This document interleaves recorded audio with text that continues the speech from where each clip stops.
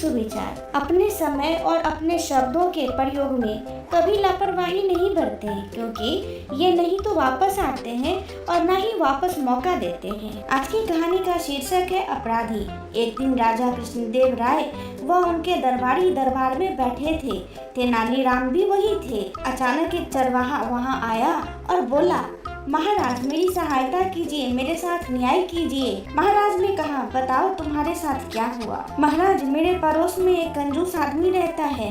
उसका घर बहुत पुराना हो गया है, परंतु वह उसकी मरम्मत नहीं करवाता। कल उसके घर की एक दीवार गिर गई और मेरी बकरी उसके नीचे दबकर मर गई। कृपया मेरे पड़ोसी से मेरी बकरी का हर्जाना दिलवाने मेरी सहायता की जाए। महाराज के कुछ कहने के पहले ही तेनालीराम अपने स्थान से उठे और बोले, महाराज, मेरे विचार से दीवार टूटने के लिए केवल इसके पड़ोसी को दोषी नहीं ठहराया जा सकता। महाराज ने पूछा, तो फिर तुम्हारे विचार में दोषी कौन है? तेनालीराम ने कहा, महाराज, यदि आप मुझे अभी थोड़ा सा समय दें तो मैं इस बात की गहराई तक जाकर असली अपराधी को आपके सामने प्रस्तुत कर दूंगा। महाराज ने तेनालीराम के अनुरोध को मानकर उसे समय प्रदान कर दिया। तेनालीराम ने चरवाहे के पड़ोसी को बुलाया और उसे मरी बकरी का हर्जाना देने के लिए कहा। पड़ोसी बोला, महोदय, इसके लिए मैं दोषी नहीं हूँ। यह दीवार तो मैंने मिस्त्री से बनवाई थी,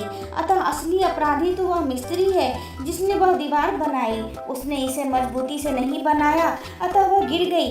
तेनालीराम ने मिस्त्री को बुलवाया। मिस्त्री ने भी अपने को दोषी मानने से इनकार कर दिया और बोला, अन्नदाता, मुझे व्यर्थ ही दोषी करार दिया जा रहा है, जबकि मेरा कोई दोष नहीं है। असली दोष तो उन मजदूरों का है जिन्होंने गारे में अधिक पानी मिलाकर मिश्रण को खराब बनाया, जिससे ईंट अच्छी तरह से चिपक नहीं सकी और दीवार गिर गई। आपको हर्जाने के लिए उन्हें बुलाना चाहिए। राजा ने मजदूरों को बुलाने के लिए अपने सैनिकों को भेजा। राजा के सामने आते ही मजदूर बोले, महाराज, इसके लिए हम दोषी नहीं है।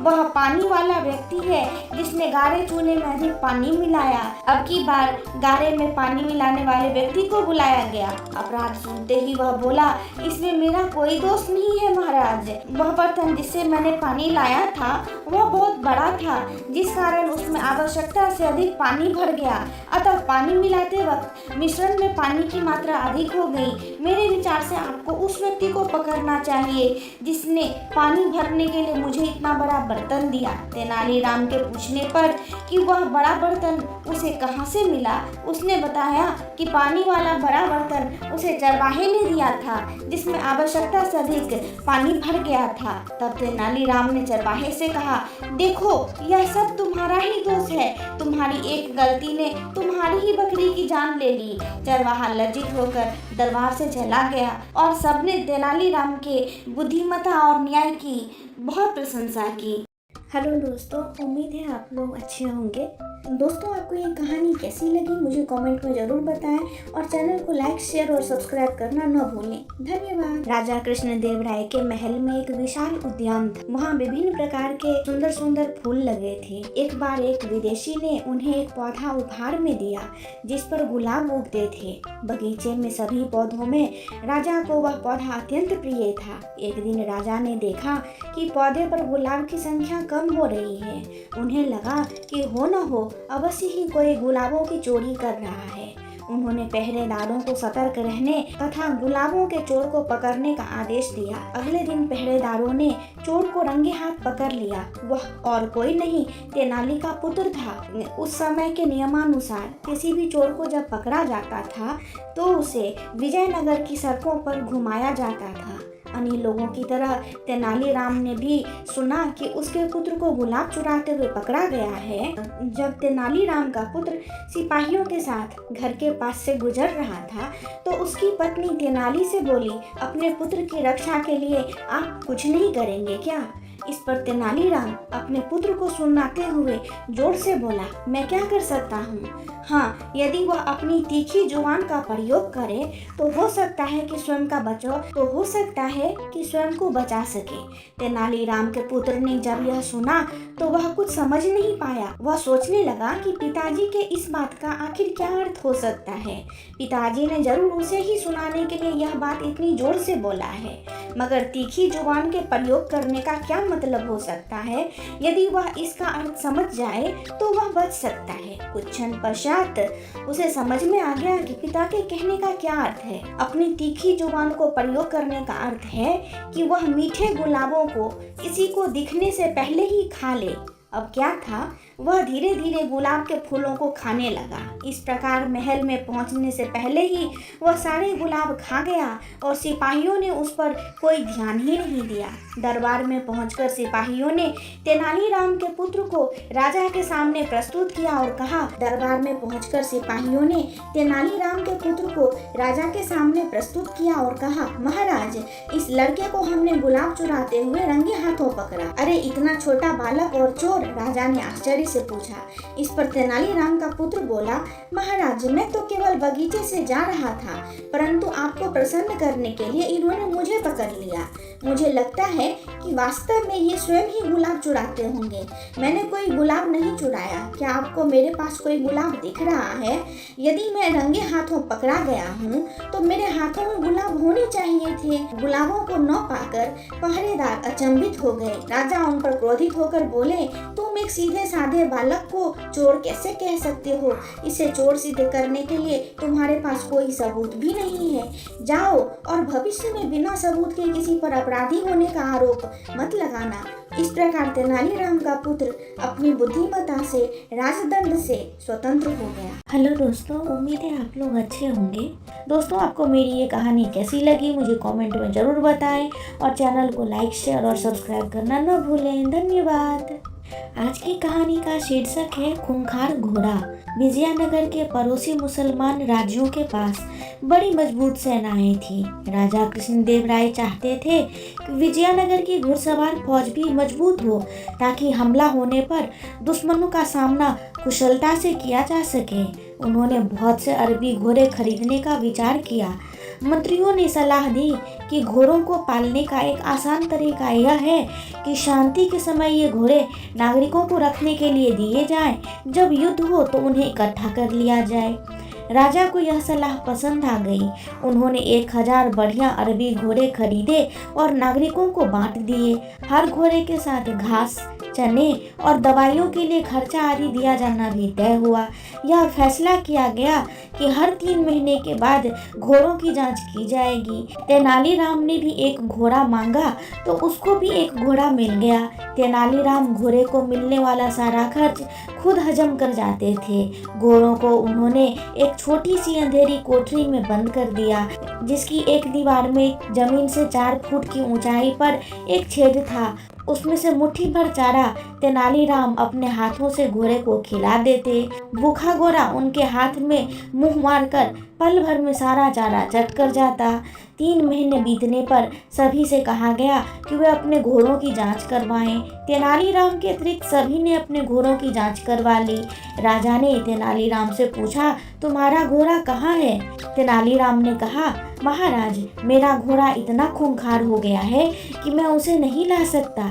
आप घोड़ों के प्रबंधक को मेरे साथ भेज दीजिए, वही इस घोड़े को ला सकते हैं। अब क्या था, तेनालीराम के साथ घोड़ों का प्रबंधक चल पड़ा, जिसकी दाढ़ी भूसे के रंग की थी। कोठरी के पास पहुंचकर तेनालीराम बोला, प्रबंधक, आप स्वयं देख लीजिए यह घोड़ा कितना खूंखार है, इसलिए मैंने इसे कोठरी में बंद कर रखा है। उस प्रबंधक ने कहा, कायर कहीं के, तुम क्या जानो घोड़े कैसे काबू में किए जाते हैं? यह तो हम सैनिकों का काम है। इतना कहकर प्रबंधक ने दीवार के छेद में से झांकने की कोशिश की। संयोगवश सबसे पहले उसकी दाढ़ी छेद में पहुंची। इधर भूखे घोड़े ने समझा कि उसका चारा आ गया है। उसने झपटकर दाढ़ी मुंह में ले ली। प्रबंधक का बुरा हाल था। वह दाढ़ी बाहर खींच रहा था, लेकिन घोड़ा था कि छोड़ता ही न था। प्रबंधक दर्द के मारे जोर जोर से चिल्लाने लगा। बात राजा तक जा पहुंची। वह अपने कर्मचारियों के साथ दौड़े दौड़े वहां पहुंचे। तब तक एक कर्मचारी ने किसी तरह प्रबंधक की दाढ़ी काटकर उसकी जान छुड़ाई। जब सबने कोठरी में जाकर घोड़े को देखा तो उनके आश्चर्य का ठिकाना न रहा। घोड़ा तो बस हड्डियों का केवल ढांचा भर रह गया था। क्रोध से उगलते हुए राजा ने तेनालीराम से पूछा, तेनाली, तुम इतने दिन तक इस बेचारे पशु को भूखा मारते रहे। तेनालीराम ने कहा, महाराज, भूखा रहकर इसका यह हाल है कि इसने प्रबंधक की कीमती दाढ़ी नोच ली। उन्हें इस घोड़े के चंगुल से छुड़ाने के लिए स्वयं महाराज को यहाँ आना पड़ा। अगर बाकी घोड़े की तरह इसे भी जी भरकर खाने को मिलता तो न जाने यह क्या कर डालता। राजा हंस पड़े। उन्होंने हमेशा की तरह तेनालीराम का यह अपराध भी क्षमा कर दिया। हेलो दोस्तों, उम्मीद है आप लोग अच्छे होंगे। आज की कहानी का शीर्षक है महान पुस्तक। एक बार राजा कृष्णदेव राय के दरबार में एक महान विद्वान आया। उसने वहां दरबार में उपस्थित सभी विद्वानों को चुनौती दी कि पूरे विश्व में उसके समान कोई बुद्धिमान व विद्वान नहीं है। उसने दरबार में उपस्थित सभी दरबारियों से कहा कि यदि उनमें से कोई चाहे तो उसके साथ किसी भी विषय पर वाद विवाद कर सकता है, परंतु कोई भी दरबारी उससे वाद विवाद करने का साहस न कर सका। अंत में सभी दरबारी सहायता के लिए तेनालीराम के पास गए। तेनालीराम ने उन्हें सहायता का आश्वासन दिया और दरबार में जाकर तेनाली ने विद्वान की चुनौती स्वीकार कर ली। दोनों के बीच वाद विवाद का दिन भी निश्चित कर दिया गया। निश्चित दिन तेनालीराम एक विद्वान पंडित के रूप में दरबार पहुँचे। उन्होंने अपने एक हाथ में एक बड़ा सा गट्ठर ले रखा था, जो देखने में भारी पुस्तकों के गट्ठर के समान लग रहा था। शीघ्र ही वह महान विद्वान भी दरबार में आकर तेनालीराम के सामने बैठ गया। पंडित रूपी तेनालीराम ने राजा को सिर झुकाकर प्रणाम किया और गट्ठर को अपने और विद्वान के बीच में रख दिया। तत्पश्चात दोनों वाद विवाद के लिए बैठ गए। राजा जानते थे कि पंडित का रूप धरे तेनालीराम के मस्तिष्क में अवश्य ही कोई योजना चल रही होगी, इसलिए वह पूरी तरह आश्वस्त थे। अब राजा ने वाद विवाद आरंभ करने का आदेश दिया। पंडित के रूप में तेनालीराम पहले अपने स्थान पर खड़े होकर बोले, विद्वान महाशय, मैंने आपके विषय में बहुत कुछ सुना है। आप जैसे महान विद्वान के लिए मैं एक महान तथा महत्वपूर्ण पुस्तक लाया हूँ, जिस पर हम लोग वाद विवाद करेंगे। महाशय, कृपया मुझे इस पुस्तक का नाम बताइए, विद्वान ने कहा। तेनालीराम बोले, विद्वान महाशय, पुस्तक का नाम है तिलिक्षिता महिषाबंधन।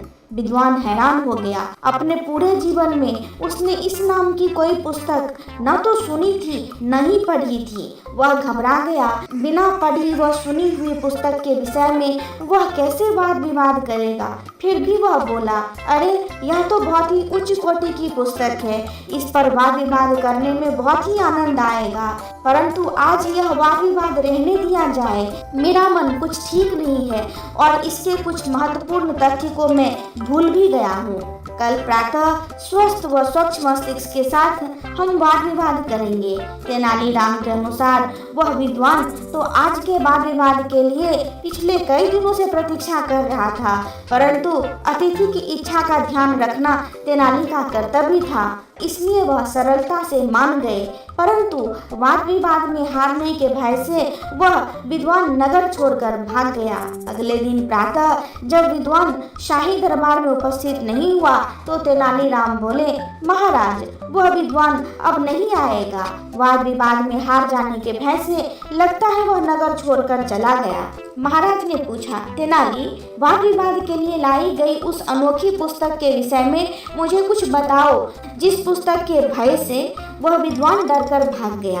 तेनालीराम बोले, महाराज, वास्तव में ऐसी कोई पुस्तक है ही नहीं, मैंने ही उसका यह नाम रखा था, तिलिक्षिता महिषाबंधन। इसमें तिलिक्षिता का अर्थ है शीशम की सूखी लकड़ियाँ और महिषाबंधन का अर्थ है वह रस्सी जिससे भैंसों को बांधा जाता है। मेरे हाथ में वह गट्ठर वास्तव में शीशम की सूखी लकड़ियों का था, जो कि भैंस को बांधने वाली रस्सी से बंधी थी। उसे मैंने मलमल के कपड़े में इस तरह लपेट दिया था ताकि वह देखने में पुस्तक जैसी लगे। तेनालीराम की बुद्धिमत्ता देखकर महाराज कृष्णदेव राय व दरबारी अपनी हंसी रोक नहीं पाए। राजा ने प्रसन्न होकर तेनालीराम को ढेर सारा पुरस्कार दिया।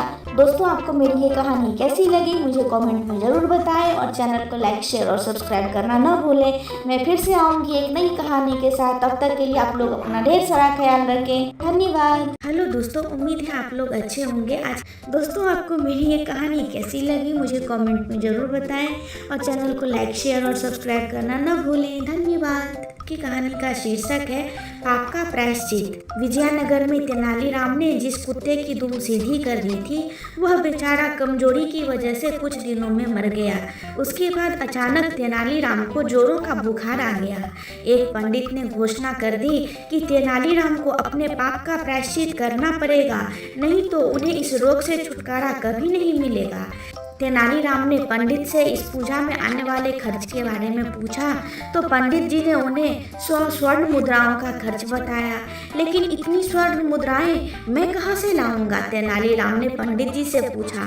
पंडित जी ने कहा, तुम्हारे पास जो घोड़ा है उसे बेचने से जो रकम मिले वह तुम मुझे दे देना। तेनालीराम ने शर्त स्वीकार कर ली। पंडित जी ने पूजा पाठ करके तेनालीराम के ठीक होने की प्रार्थना की। कुछ दिनों में तेनालीराम बिल्कुल स्वस्थ हो गए, लेकिन वह जानते थे कि वह प्रार्थना के असर से ठीक नहीं हुए बल्कि दवा के असर से ठीक हुए हैं। तेनालीराम पंडित जी को साथ लेकर बाजार गए। उनके एक हाथ में घोड़े की लगाम थी और दूसरे में एक टोकरी। उन्होंने बाजार में जाकर घोड़े की कीमत तो 1 आना बताई, लेकिन उस टोकरी की कीमत 100 स्वर्ण मुद्राएं बता दी। इसी बीच एक आदमी वहां आया। उसने तेनालीराम से उस घोड़े को और उसके साथ वह टोकरी भी खरीद लिया। अब तेनालीराम ने पंडित जी की हथेली पर 1 आना रख दिया जो घोड़े की कीमत के रूप में उन्हें मिला था, और 100 स्वर्ण मुद्राएं उन्होंने अपनी जेब में डाल दी और वहां से चलते बने। पंडित जी कभी अपनी हथेली पर पड़े सिक्के को तो कभी जाते हुए तेनालीराम को देख रहे थे। हेलो दोस्तों, उम्मीद है आप लोग अच्छे होंगे। आज की कहानी का शीर्षक है तेनालीराम और उपहार। विजयनगर के राजा कृष्णदेव राय के दरबार में एक दिन पड़ोसी देश का दूत आया। यह राजा कृष्णदेव राय के लिए अनेक उपहार भी लाया था। विजयनगर के राज दरबारियों ने दूत का खूब स्वागत सत्कार किया। तीसरे दिन जब दूत अपने देश जाने लगा तो राजा कृष्णदेव राय ने भी अपने पड़ोसी देश के राजा के लिए कुछ बहुमूल्य उपहार दिए। राजा कृष्णदेव राय उस दूत को भी उपहार देना चाहते थे, इसलिए उन्होंने दूत से कहा, हम तुम्हें भी कुछ उपहार देना चाहते हैं। सोना, चांदी, हीरे रत्न, जो भी तुम्हारी इच्छा हो तुम हमसे मांग सकते हो। दूत ने कहा, महाराज मुझे यह सब कुछ नहीं चाहिए, यदि देना चाहते हैं तो कुछ और दीजिए। आगे दूत ने कहा, मुझे ऐसा उपहार दीजिए जो सुख में दुख में सदा मेरे साथ रहे, जिसे मुझसे कोई छीन न पाए। यह सुनकर राजा कृष्णदेव राय चकरा गए। उन्होंने उत्सुक नजरों से दरबारियों की ओर देखा। सबके चेहरों पर परेशानी के भाव दिखाई दे रहे थे। किसी की समझ में नहीं आ रहा था कि ऐसा कौन सा उपहार हो सकता है। तभी राजा कृष्णदेव राय को तेनालीराम की याद आ गई। वह दरबार में ही मौजूद थे। राजा ने तेनालीराम को संबोधित करते हुए पूछा, तेनाली, क्या तुम ला सकते हो ऐसा उपहार जैसा दूत ने मांगा है? तेनालीराम ने कहा, अवश्य महाराज। दोपहर को जब यह महाशय यहाँ से प्रस्थान करेंगे वह उपहार इनके साथ ही होगा। नित समय पर दूत अपने देश को जाने के लिए तैयार हुआ। सारे उपहार उनके रथ में रखवा दिए गए। जब राजा कृष्णदेव राय उस दूत को विदा करने लगे तो दूत बोला, महाराज मुझे वह उपहार तो मिला ही नहीं, इसका आपने मुझसे वादा किया था। राजा कृष्णदेव राय ने तेनालीराम की ओर देखा और बोले, तेनालीराम तुम ला नहीं पाए वह उपहार। इस पर तेनालीराम हंसकर बोले, महाराज वह उपहार तो इस समय भी इनके साथ ही है, लेकिन यह उसे देख नहीं पा रहे हैं। इनसे कहिए कि जरा पीछे पलट कर देखें। दूत ने पीछे मुड़कर देखा मगर उसे कुछ भी नजर न आया। वह बोला, कहाँ है वह उपहार महाराज? मुझे तो नहीं दिखाई दे रहा। तेनालीराम मुस्कुराए और बोले, जरा ध्यान से देखिए दूत महाशय, वह उपहार आपके पीछे ही है। आपका साया अर्थात आपकी परछाई सुख में दुख में जीवन भर यह आपके साथ रहेगा और इसे कोई भी आपसे नहीं छीन सकेगा। यह बात सुनते ही राजा कृष्णदेव राय की हंसी छूट गई। दूत भी मुस्कुराने लगा और बोला, महाराज मैंने तेनालीराम की बुद्धिमत्ता की काफी तारीफ सुनी थी, आज प्रमाण भी मिल गया। तेनालीराम मुस्कुराते रह गए। दोस्तों, आपको मेरी ये कहानी कैसी लगी मुझे कमेंट में जरूर बताएं और चैनल को लाइक शेयर और सब्सक्राइब करना न भूलें। धन्यवाद। मैं फिर से आऊँगी एक नई कहानी के साथ। तब तक के लिए आप लोग अपना ढेर सारा ख्याल रखें। हेलो दोस्तों, उम्मीद है आप लोग अच्छे होंगे। दोस्तों, आपको मेरी ये कहानी कैसी लगती है मुझे कमेंट में ज़रूर बताएं और चैनल को लाइक, शेयर और सब्सक्राइब करना न भूलें। धन्यवाद। आज की कहानी का शीर्षक है तेनालीराम और कंजूस सेठ। राजा कृष्णदेव राय के राज्य में एक कंजूस सेठ रहता था। उसके पास धन की कोई कमी न थी, पर एक पैसा भी जेब से निकालते समय उसकी नानी मर जाती थी। एक बार उसके कुछ मित्रों ने हंसी हंसी में एक कलाकार से अपना चित्र बनवाने के लिए उसे राजी कर लिया। उसके सामने वह मान तो गया, पर जब चित्रकार उसका चित्र बनाकर लाया तो सेठ की हिम्मत न पड़ी चित्र के मूल्य के रूप में चित्रहार को 100 स्वर्ण मुद्राएं दे। यूँ वह सेठ भी एक तरह का कलाकार ही था। चित्रकार को आया देखकर सेठ अंदर गया और कुछ ही क्षणों में अपना चेहरा बदलकर बाहर आया। उसने चित्रकार से कहा, तुम्हारा चित्र जरा भी ठीक नहीं बन पड़ा। तुम ही बताओ, क्या यह चेहरा मेरे चेहरे से जरा भी मिलता है? जब चित्रकार ने देखा कि सचमुच चित्र सेठ के चेहरे से जरा भी नहीं मिलता था, तभी सेठ बोला, जब तुम ऐसा चित्र बनाकर लाओगे जो ठीक मेरी शक्ल से मिलेगा, तभी मैं उसे खरीदूंगा। दूसरे दिन चित्रकार एक और चित्र बनाकर लाया जो हूबहू सेठ के उस चेहरे से मिलता था जो सेठ ने पहले दिन बना रखा था। इस बार फिर सेठ ने अपना चेहरा बदल लिया और चित्रकार के चित्र में कमी निकालने लगा। चित्रकार बड़ा लज्जित हुआ। उसकी समझ में नहीं आ रहा था कि इस तरह की गलती उसके चित्र में क्यों होती है। अगले दिन वह फिर एक नया चित्र बनाकर ले गया, पर उसके साथ फिर वही हुआ। अब तक उसकी समझ में सेठ की चाल आ चुकी थी। वह जानता था कि यह मक्खी चूस सेठ असल में पैसे नहीं देना चाहता, पर चित्रकार अपने कई दिनों की मेहनत भी बेकार नहीं जाने देना चाहता था। बहुत सोच विचार कर चित्रकार तेनालीराम के पास पहुंचा और अपनी समस्या उनसे कह सुनाई। कुछ समय सोचने के बाद तेनालीराम ने कहा, कल तुम उसके पास एक शीशा लेकर जाओ और कहो कि आपकी बिल्कुल अच्छी तस्वीर लेकर आया हूँ। अच्छी तरह मिलाकर देख लीजिए, कहीं कोई अंतर आपको नहीं मिलेगा। बस फिर अपना काम हुआ ही समझो। अगले दिन चित्रकार ने ऐसा ही किया। वह शीशा लेकर सेठ के यहाँ पहुँचा और उसके सामने रख दिया। लीजिए सेठ जी, आपका बिल्कुल सही चित्र। गलती की इसमें जरा भी गुंजाइश नहीं है। चित्रकार ने अपनी मुस्कुराहट पर काबू पाते हुए कहा, लेकिन यह तो शीशा है। सेठ ने झुंझलाते हुए कहा कि असली सूरत शीशे के अलावा बना भी कौन सकता है। जल्दी से मेरे चित्रों का मूल्य 1000 स्वर्ण मुद्राएं निकालिए। चित्रकार ने बोला, नहीं तो मैं आपको राजा के पास ले जाऊंगा। सेठ समझ गया कि यह सब तेनालीराम की सूझबूझ का परिणाम है। उसने तुरंत 1000 स्वर्ण मुद्राएं चित्रकार को दे दी। तेनालीराम ने जब यह घटना महाराज कृष्णदेव राय को बताई तो वह खूब हंसे। दोस्तों, आपको मेरी ये कहानी कैसी लगी मुझे कमेंट में जरूर बताएं और चैनल को लाइक, शेयर और सब्सक्राइब करना न भूलें। धन्यवाद। हेलो दोस्तों, उम्मीद है आप लोग अच्छे होंगे। आज की कहानी का शीर्षक है मूर्खों का साथ हमेशा दुखदाई। विजयनगर में एक राजा कृष्णदेव राय जहाँ कहीं भी जाते थे, जब भी जाते थे, अपने साथ हमेशा तेनालीराम को जरूर ले जाते थे। इस बात से अन्य दरबारियों को बड़ी चिढ़ होती थी।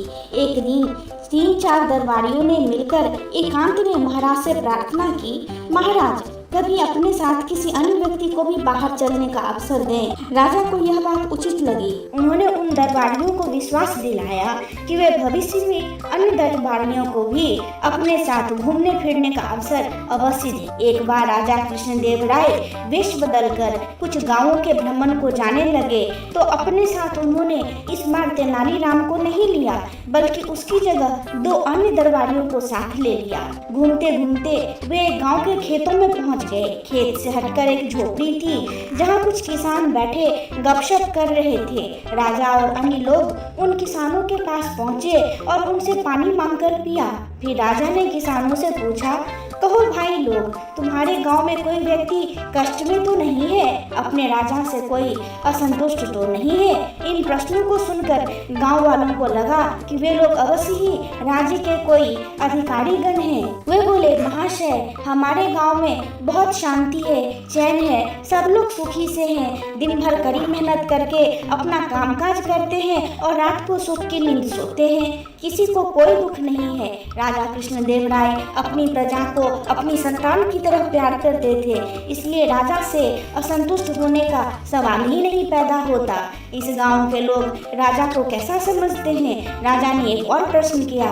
राजा के इस सवाल पर एक बूढ़ा किसान उठा और गन्ने के खेत में से एक मोटा सा गन्ना तोड़ लाया। उस गन्ने को राजा को दिखाता हुआ वह बूढ़ा किसान बोला, श्रीमान जी, हमारे राजा कृष्णदेव राय बिल्कुल इस गन्ने जैसे हैं। अपनी तुलना एक गन्ने से होती देख राजा कृष्णदेव राय सकपका गए। उनकी समझ में यह बात बिल्कुल भी ना आई कि इस बूढ़े किसान की बात का अर्थ क्या है। उनकी यह भी समझ में न आया कि इस गांव में रहने वाले अपने राजा के प्रति क्या विचार रखते हैं। राजा कृष्णदेव राय के साथ जो अन्य साथी थे, राजा ने उन साथियों से भी पूछा, इस बूढ़े किसान के कहने का क्या अर्थ है।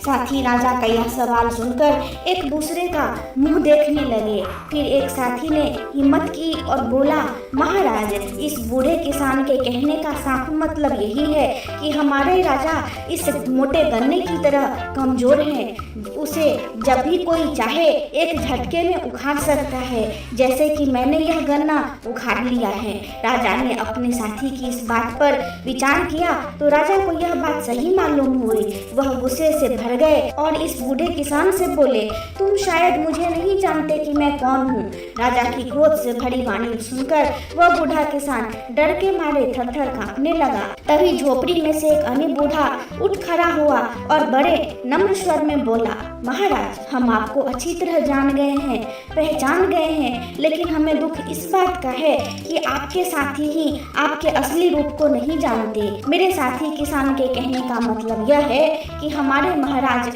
अपनी प्रजा के लिए तो गन्ने के समान कोमल और रसीले हैं, किंतु दुष्टों और अपने दुश्मनों के लिए महानतम कठोर भी। उस बूढ़े ने एक कुत्ते पर गन्ने का प्रहार करते हुए अपनी बात पूरी की। इतना कहने के साथ ही उस बूढ़े ने अपना लबादा उतार फेंका और अपनी नकली दाढ़ी मूंछें उतारने लगा।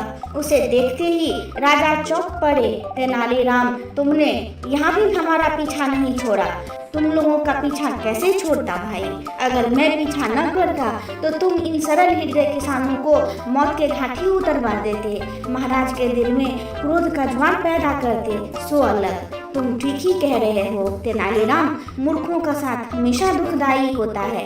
भविष्य में मैं कभी तुम्हारे अलावा किसी और का साथ नहीं रखूंगा। उन सब की आपस की बातचीत से गांव वालों को पता चल गया था कि उनकी झोपड़ी पर स्वयं महाराज पधारे थे और वेश बदलकर पहले से उनके बीच बैठा हुआ आदमी ही तेनालीराम है।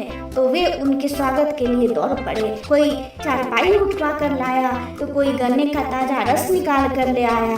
गांव वालों ने बड़े ही मन से अपने मेहमानों का स्वागत किया, उनकी आवभगत की। राजा कृष्णदेव राय उन ग्रामवासियों का प्यार देखकर आत्म विभोर हो गए। तेनालीराम की चोट से आहत हुए दरबारी मुंह लटकाए हुए जमीन कुरेदते रहे और तेनालीराम मंद मंद मुस्कुरा रहे थे। दोस्तों, आपको मेरी ये कहानी कैसी लगी मुझे कमेंट में जरूर बताएं और चैनल को लाइक, शेयर और सब्सक्राइब करना न भूलें। धन्यवाद। हेलो दोस्तों, उम्मीद है आप लोग अच्छे होंगे।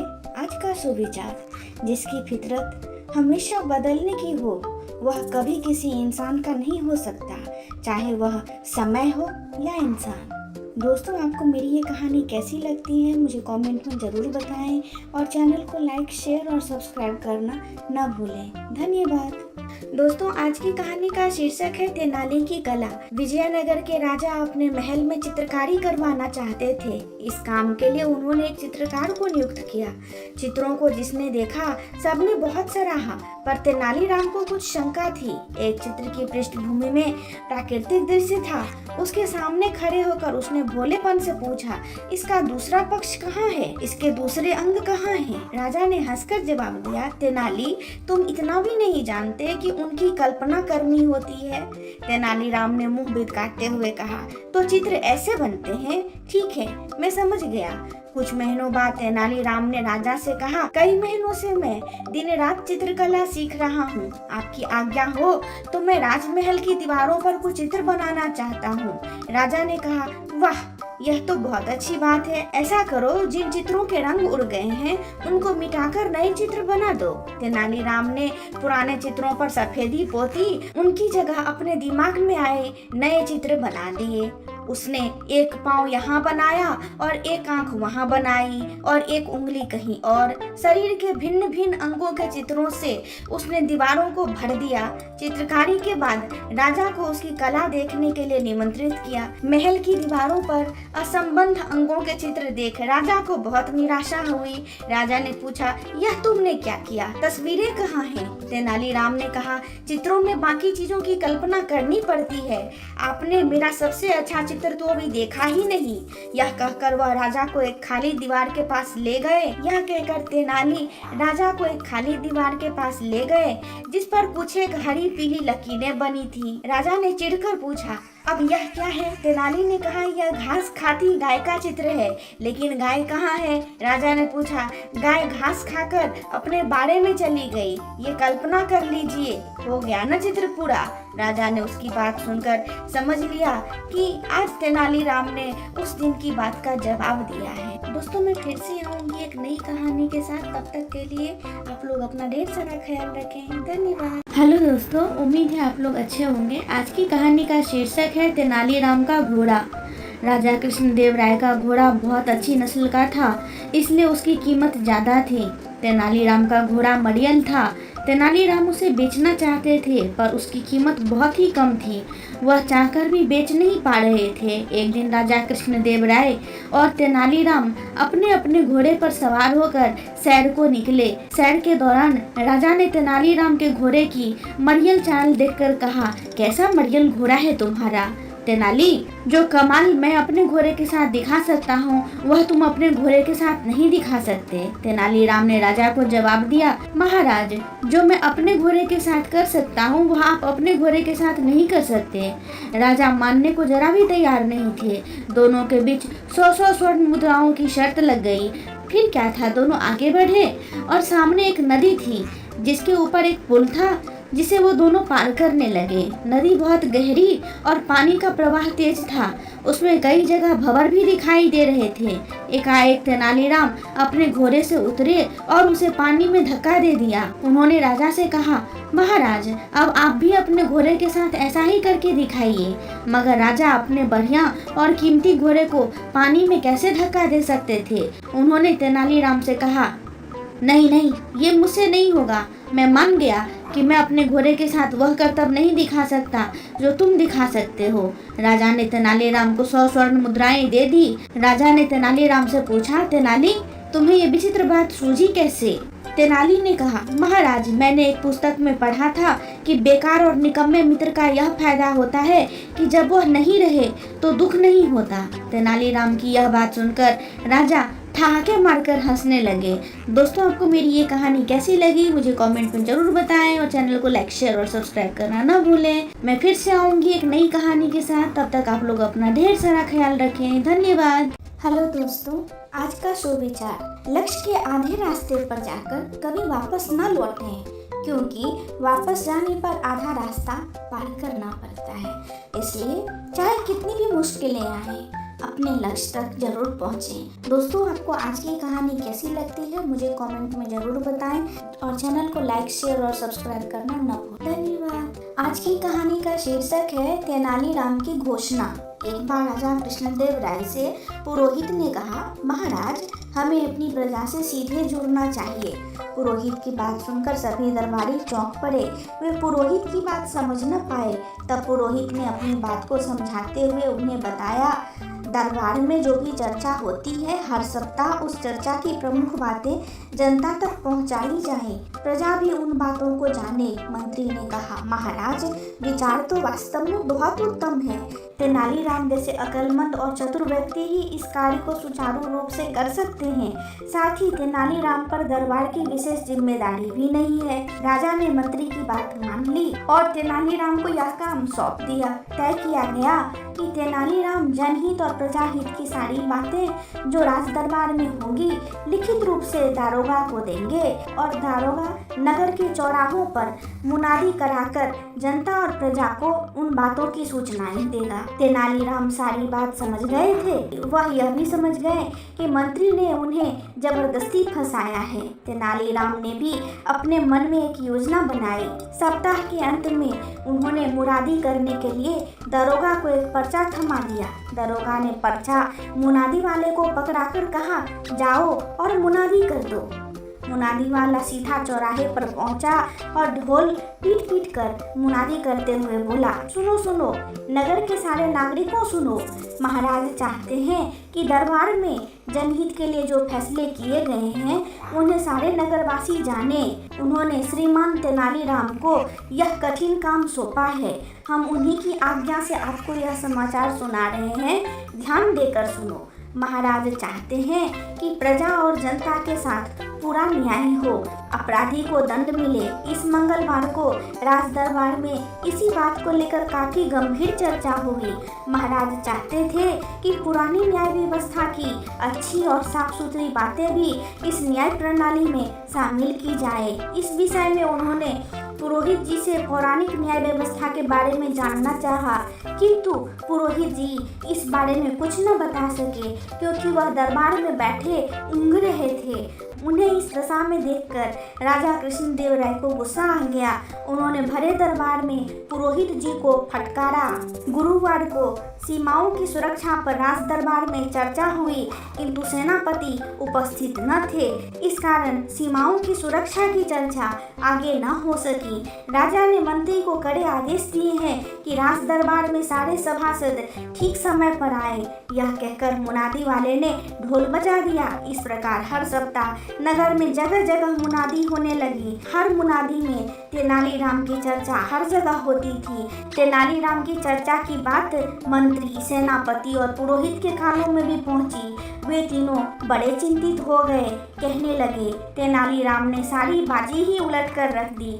जनता समझ रही है कि वह दरबार में सबसे प्रमुख है।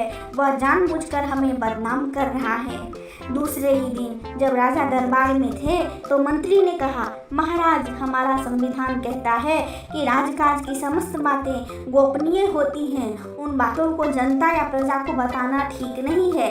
तभी तेनालीराम बोल पड़ा, बहुत अच्छे मंत्री जी, आपको शायद उस दिन यह बात याद नहीं थी। आपको भी तब यह बात याद आई जब आपके नाम का ढोल पीट दिया गया। यह सुनकर सारे दरबारी हंस पड़े। बेचारे मंत्री जी की शक्ल देखने लायक थी। राजा कृष्णदेव राय भी सारी बात समझ गए। वह मन ही मन तेनालीराम की प्रशंसा कर रहे थे। दोस्तों, मैं कल फिर से आऊंगी एक नई कहानी के साथ। तब तक के लिए धन्यवाद और अपना ख्याल रखें। हेलो दोस्तों, उम्मीद है आप लोग अच्छे होंगे। आज की कहानी का शीर्षक है उधार का बोझ। एक बार किसी वित्तीय समस्या में फंसकर तेनालीराम ने राजा कृष्णदेव राय से कुछ रुपये उधार लिए थे। समय बीतता गया और पैसे वापस करने का समय भी निकट आ गया, परंतु तेनाली के पास पैसे वापस लौटाने का कोई प्रबंध नहीं हो पाया था। सो उन्होंने उधार चुकाने से बचने के लिए एक योजना बनाई।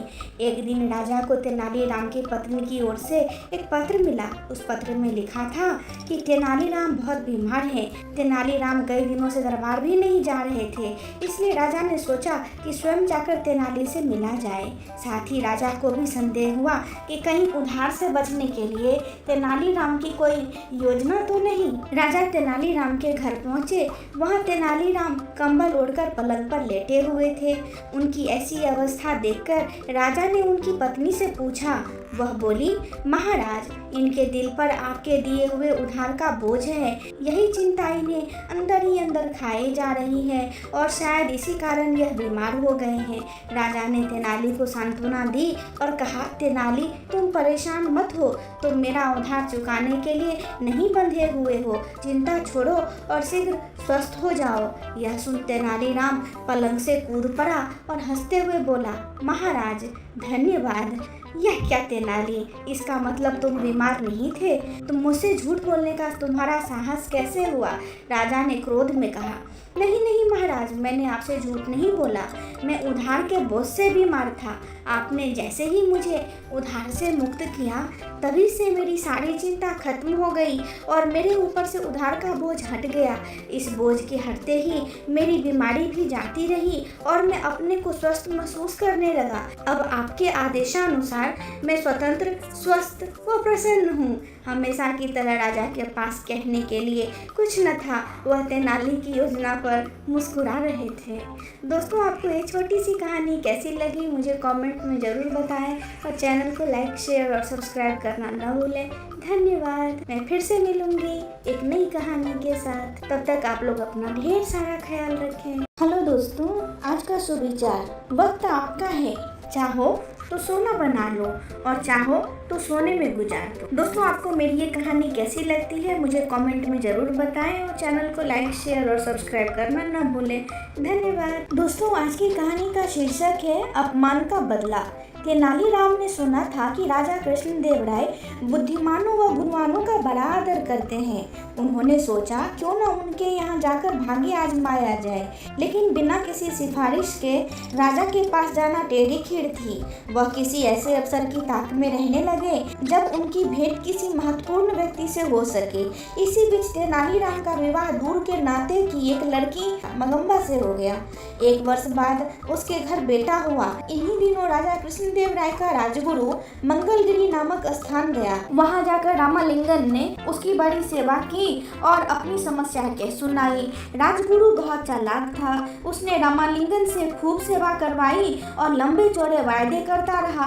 रामालिंगन अर्थात तेनालीराम ने उनकी बातों पर विश्वास कर लिया और राजगुरु को प्रसन्न रखने के लिए दिन रात एक कर दिया। राजगुरु ऊपर से तो चिकनी चुपड़ी बातें करते रहते थे, लेकिन मन ही मन तेनालीराम से जलने लगे थे। उन्होंने सोचा कि इतना बुद्धिमान और विद्वान व्यक्ति राजा के दरबार में आ गया तो उनकी अपनी कीमत गिर जाएगी। पर जाते समय उन्होंने वायदा किया, जब भी मुझे लगा कि अवसर उचित है मैं राजा से तुम्हारा परिचय करवाने के लिए बुलवा लूंगा। तेनालीराम राजगुरु के बुलावे की उत्सुकता से प्रतीक्षा करने लगे, लेकिन बुलावा तो आना नहीं था, इसलिए आया भी नहीं। लोग उनसे हंसकर पूछते, क्यों भाई तेनालीराम, जाने के लिए सामान बांध लिया ना?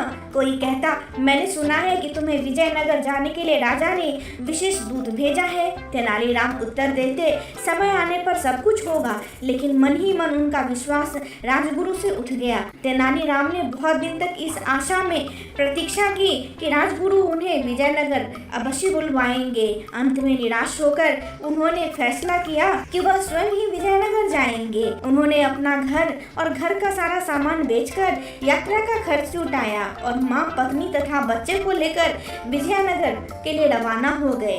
यात्रा में जहाँ कोई रुकावट आती, तेनालीराम राजगुरु का नाम ले लेते और सबसे कहते, मैं राजगुरु का शिष्य हूँ। तेनालीराम ने अपनी माँ से कहा, देखा, जहाँ राजगुरु का नाम लिया मुश्किल हल हो गई।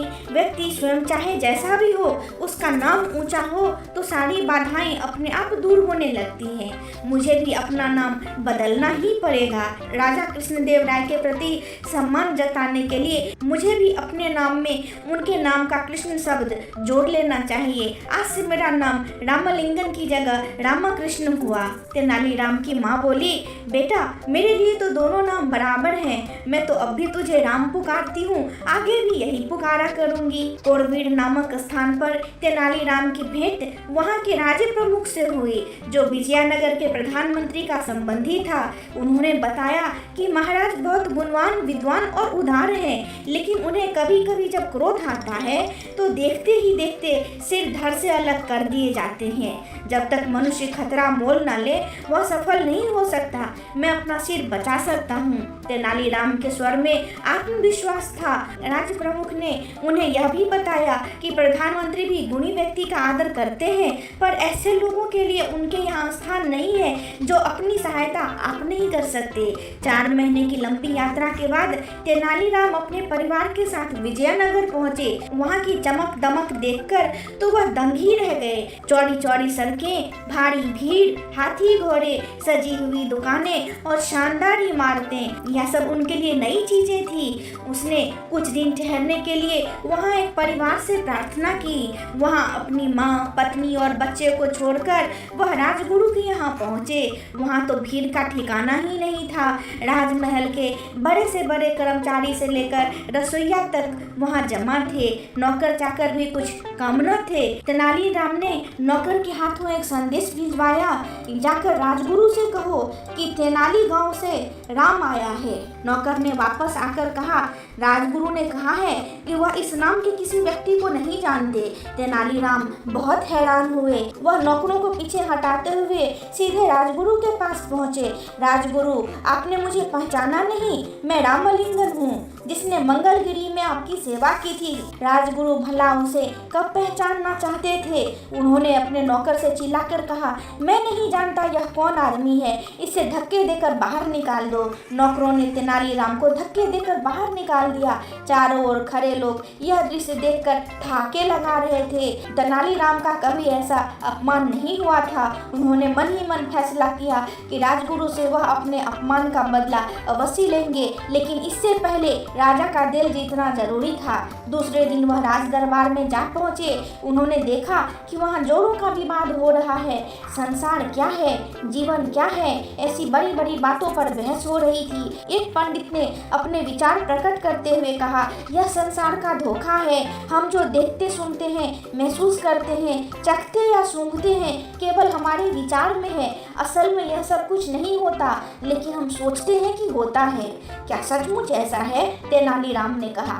यही बात हमारे शास्त्रों में भी कही गई है। पंडित जी ने थोड़ी ऐंठ दिखाते हुए हैरान होकर पूछा और सब लोग चुप बैठे। शास्त्रों ने जो कहा है वह झूठ कैसे हो सकता है? लेकिन तेनालीराम शास्त्रों से अधिक अपनी बुद्धि पर विश्वास करते थे। उन्होंने वहां बैठे सभी लोगों से कहा, यदि ऐसी ही बात है तो हम क्यों न पंडित जी के इस विचार की सच्चाई जांच लें। हमारे उदार महाराज की ओर से आज दावत दी जा रही है, उसे हम जी भरकर खाएंगे। पंडित जी से प्रार्थना है कि वह बैठे रहें और सोचें कि वह भी खा रहे हैं। तेनालीराम की बात पर जोर का ठहाका लगा। पंडित जी की सूरत देखते ही बनती थी।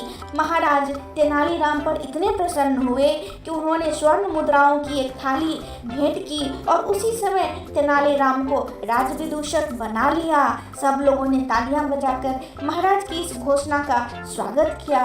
उसमें राजगुरु भी थे।